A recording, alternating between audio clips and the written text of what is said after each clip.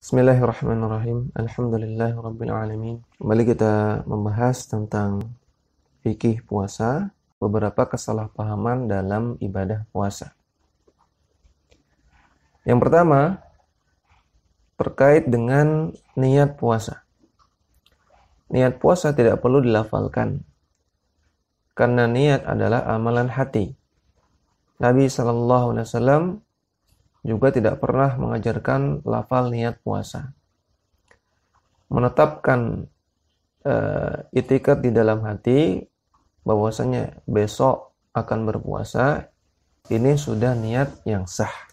Maka para ulama sepakat bahwasanya niat adalah amalan hati, bukan amalan lisan. Dan para ulama sepakat bahwasanya melafalkan niat itu tidak wajib.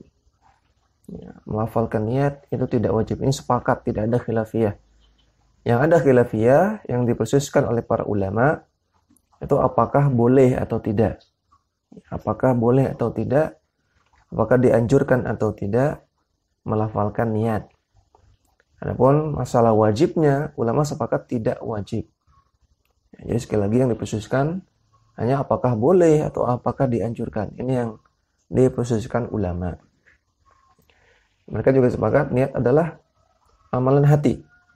Bahkan kata Alim Asy-Syafi'i rahimahullahu taala, andaikan seseorang itu antara hati dengan lisannya itu berbeda, ya, hatinya riya, lisannya bilangnya ikhlas lillahi taala, maka yang dianggap adalah hatinya.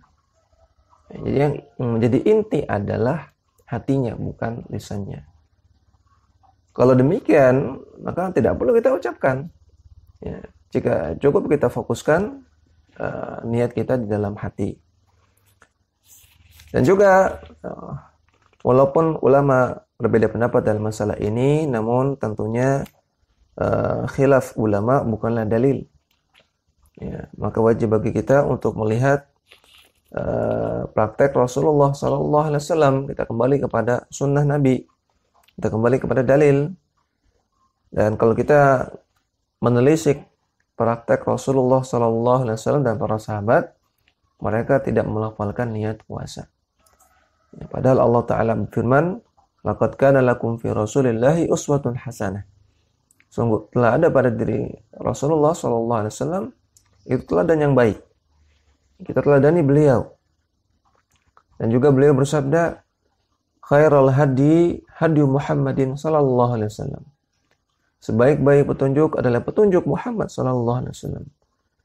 Cara yang paling baik, metode yang paling baik, ya, ritual yang paling baik, tata cara, petunjuk dan ritualnya Rasulullah sallallahu alaihi wasallam. Itu sudah yang paling sempurna. Tidak boleh kita mengklaim ada yang lebih baik dari petunjuknya Rasulullah sallallahu alaihi wasallam. Dan beliau tidak melafalkan niat. Maka ucapan lafal niat nawaitu shoma ghadin an adai fardi syahri ramadhana dan seterusnya, ini bukan dari Rasulullah sallallahu alaihi wasallam, bukan dari para sahabat. Ya wallahu alam siapa yang bikin. Yang jelas bukan dari Rasulullah sallallahu alaihi wasallam, maka tidak perlu kita amalkan. Yang dituntut adalah menjatuhkan niat dalam hati, menetapkan niat dalam hati di malam hari bulan puasa.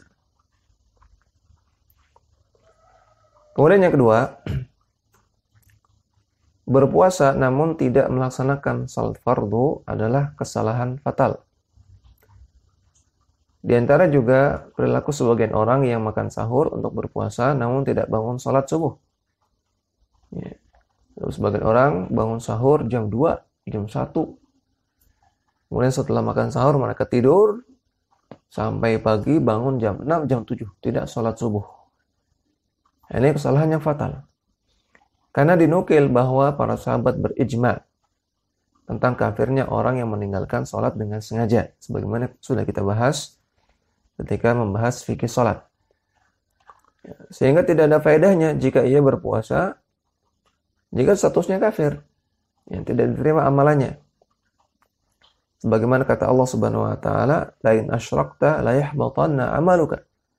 Kalau engkau berbuat syirik, kalau engkau kafir karena kesyirikanmu, maka akan hapuslah semua amalanmu.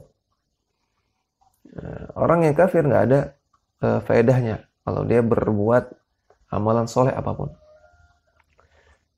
Sebagian ulama berpendapat orang yang meninggalkan sholat tidak sampai kafir, namun termasuk dosa besar. Yang dosa besar ini juga membatalkan pahala puasa.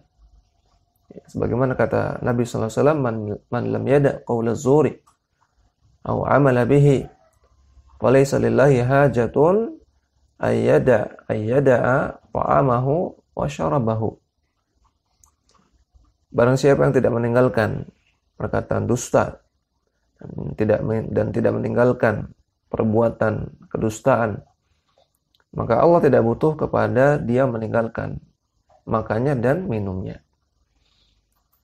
Maka kalau dusta saja membuat pahala puasa sia-sia, menghanguskan pahala puasa, apalagi perkara yang lebih parah daripada dusta, yaitu kekufuran, yaitu kemurtadan, meninggalkan sholat. Andaikan tidak kufur, andaikan tidak murtad, namun meninggalkan sholat juga dosa besar yang sangat besar, yang mana sholat ini rukun Islam yang kedua, yang sangat-sangat urgen sekali. Maka meninggalkan sholat ini bisa menghanguskan pahala puasa. Nah, jadi tetap orang berpuasa tetap harus menjalankan sholat 5 waktu. Dakwah semampumu.